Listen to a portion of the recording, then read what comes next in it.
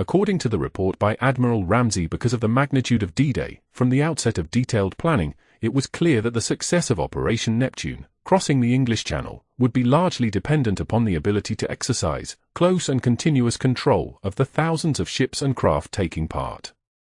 Admiral Ramsay's report reinforced the point that overall control would have to embrace control of loading of all types of shipping and craft, control of convoy sailing, control of tugs, and control of ship repairs. Without close and continuous control, time would inevitably be lost and the best use could not be made of the great resources given to the operation to establish forces ashore and then to reinforce them as quickly as possible. An integral part in the decision to use Southampton as the springboard for D-Day was the double high tide, which meant that troops could be embarked twice as quickly as anywhere else on the south coast to reinforce the Allied beachheads. Before D-Day, the massive armada was hidden across the creeks and rivers of the Solent, including the River Hamble and Beaulieu River, so as not to disclose the Allied plans. The River Itchen also served as an assembly point for landing craft.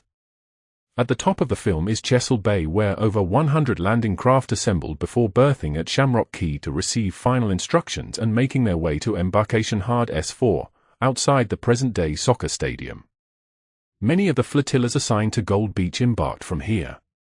Once loaded, these landing craft moved onto the River Itchen down to Southampton water and into the Solent to join the thousands of other vessels making the perilous crossing across the English Channel.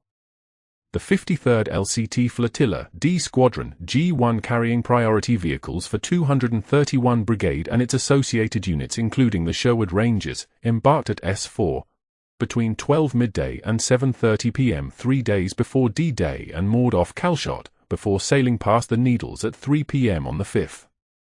Of the 10 craft from the flotilla taking part, 8 were damaged by mines and other obstructions, with only 2 remaining undamaged.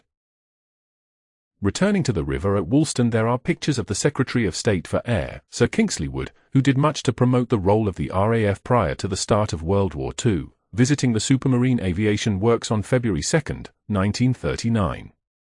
A little further along is the Thornycroft shipyard, where destroyers and corvettes were built during the Second World War. On the other side of the river is Ocean Village, which was the first of the new docks built in Southampton during the reign of Queen Victoria. Southampton became the primary evacuation port for casualties from the continent, with many of the American GIs sent onto the Queen Victoria Hospital, the largest in the country, at Netley. And soon it will be England again, and rest, and care, and safety. No time is lost in moving out the wounded. Specially trained sanitary companies take over the litter jobs and the business of unloading begins. Evacuation officers supervise. The disposition of each litter case has been decided.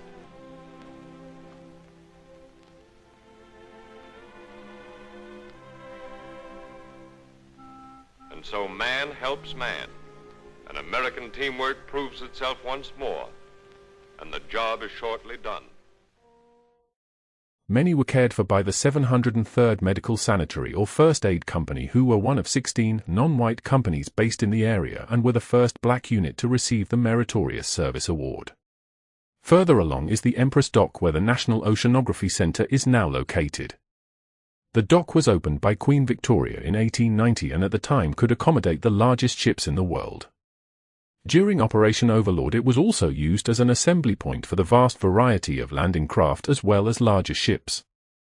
Attached to a corner of the dock was the Prince of Wales Dry Dock, used to construct the massive concrete breakwaters for the Mulberry Harbour, one of which can be seen floating in the dock, ready to be towed to Normandy.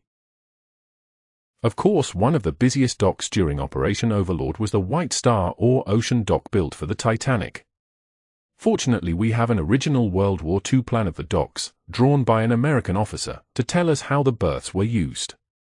Berth 42 was allocated for ship repair, 43 hospital ship, 44 water tanker and U.S. coasters, 45 tugs and car ferry, 46 ship repairs.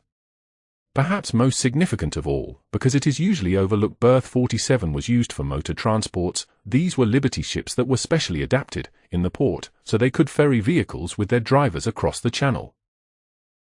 As we move along Canute Road, where the King is said to have commanded the tide, we come to Embarkation Hard S2 just east of the Royal Pier. Built by the British Admiralty in 1943, This concrete, reinforced beaching ramp was specifically designed to handle the massive weight of landing ship tanks and other heavy armored vehicles bound for the Normandy invasion. In 1944, the landing ship tank played a critical, irreplaceable role as the backbone of Allied amphibious invasions. These specialized, ocean-going vessels solved a massive strategic puzzle: how to rapidly deliver heavy armor, artillery, and thousands of troops directly onto hostile enemy beaches without relying on captured harbor facilities. In the water we can still see the wooden dolphins used to steer the LST safely ashore. Moving the other side of the pier across Mayflower Park, where there is another of these vital embarkation hards S1, alongside the pumping station at Dock Gate 8. In the film we can see the American Sherman tanks fitted with special snorkeling gear to wade through water on beaching. The medical orderly in the film is looking across at the western docks only reclaimed from the sea in 1934.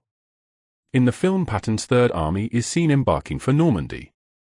Of course, it was not tanks or aeroplanes that the Allies so desperately needed, but troops, and on Dock Gate 8 is a plaque which reads, "This tablet was presented to the Southern Railway by the 14th Major Port, United States Army. In proud and glorious memory of the men and women of the forces of the United Nations who sailed from this port during the Great War against aggression to secure the freedom of mankind."